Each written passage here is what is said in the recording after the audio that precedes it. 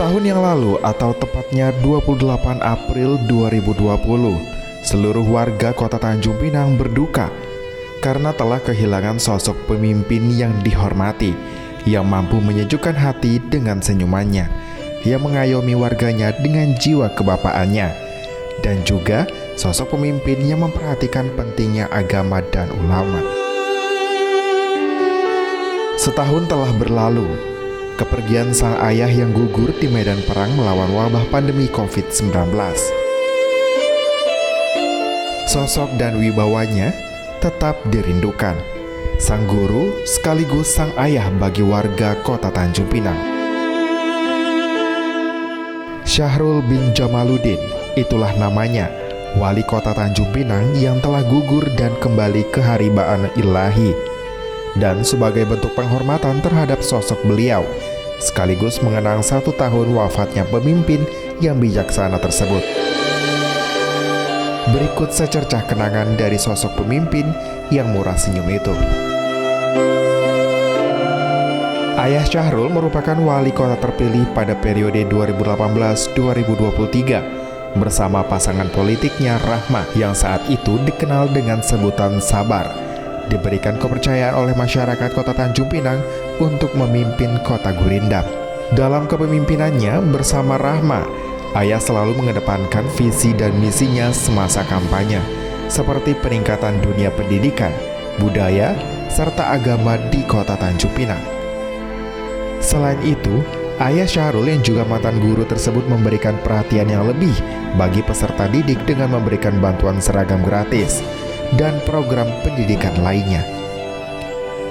Tidak cukup sampai di situ, almarhum juga ingin meningkatkan pendapatan pelaku UKM yang ada di Kota Tanjung Pinang, khususnya dengan para penjahit lokal, dengan memanfaatkan proyek pengadaan seragam sekolah gratis.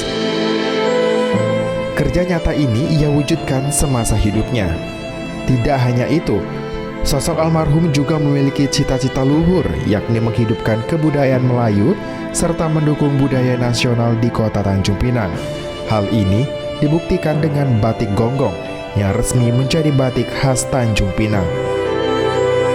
Kini, sosok itu telah beristirahat dengan tenang di pusara bakti Taman Makam Pahlawan dan menitipkan semua cita-cita luhurnya kepada segenap penerus kepemimpinannya. Mantan Ketua KPU Tanjung Pinang, Robi Patria, adalah salah satu kolega almarhum yang memahami visi dan misi almarhum, karena saat itu ia menjabat sebagai Ketua KPU Tanjung Pinang ketika almarhum Syahrul mencalonkan diri sebagai wali kota dari Partai Gerindra. Robi mengatakan Kota Tanjung Pinang memang telah kehilangan sosok pemimpin yang baik, namun cita-citanya tidak boleh ikut hilang. Pada momentum 1 tahun kepergian almarhum bisa menjadi pengingat bagi kita semua,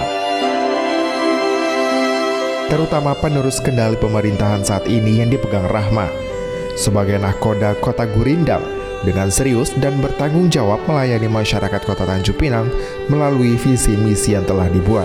Kepergian 1 tahun almarhum Pak Syahrul itu meninggalkan duka yang mendalam ya untuk kita warga Tanjung Pinang, karena kita mendapatkan pemimpin yang sudah ulama seperti itu, dan entah kapan lagi kita mendapatkan pemimpin seperti itu yang membawa kesejukan di tengah masyarakat Kepulauan Riau, kasusnya Tanjung Pinang.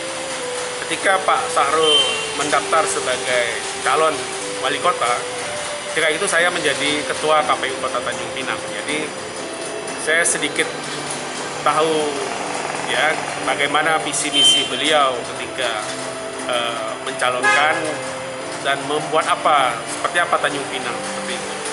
Dan saya juga sebenarnya satu perumahan dengan beliau dan cukup kenal ya ketika beliau masih menjadi kepala sekolah di SD Teladan Tanjung Pinang, dan beberapa kali menjalin hubungan. Saya kira memang PR Bu Rahma ke depan adalah bagaimana menciptakan Kota Tanjung Pinang yang maju tanpa meninggalkan kebudayaan Melayu. Maka upaya untuk menciptakan Tanjung Pinang yang maju itu tentu dengan pendidikan yang maju. Dan ini tidak bisa dilepaskan dari program visi misi, memang visi misi Sabar waktu itu, menciptakan pendidikan yang berkualitas. Maka kita harus lihat sekarang bagaimana proses pendidikan Tanjung Pinang ketika dalam masa pandemi COVID seperti ini. Apakah ada kesenjangan antara misalnya sekolah swasta dengan sekolah negeri, kemudian anak yang dari kalangan mampu ya dengan kalangan tidak mampu, bagaimana mereka menjalani proses pendidikan selama 1 tahun di masa pandemi. Kemudian soal perekonomian, bagaimana Wali Kota Tanjung Pinang di masa terakhir ini 2 tahun ke depan bisa membangkitkan perekonomian warga Tanjung Pinang dari sisi UMKM maupun investasi. Dengan begitu, sang penerus kekuasaan di Kota Tanjung Pinang, yakni Rahma, memiliki pekerjaan rumah yang besar saat ini, terutama di tengah masa pandemi COVID-19 yang semakin hari cukup mengkhawatirkan, terutama di bidang pertumbuhan ekonomi yang belum juga pulih.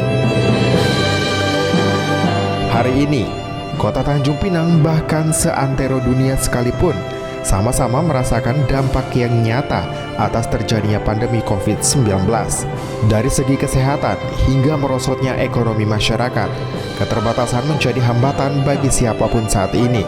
Namun, ini bukanlah alasan untuk kita mengeluh dan larut, karena melalui program pemulihan ekonomi yang dicetus oleh pemerintah pusat, didukung juga dengan keseriusan Pemda dalam mewujudkan pembangunan daerah, kita yakin kita bisa bangkit, seperti semangat dan perjuangan pernah ditunjukkan oleh sosok almarhum semasa hidupnya. Muhammad Nazarullah, GoTV News melaporkan.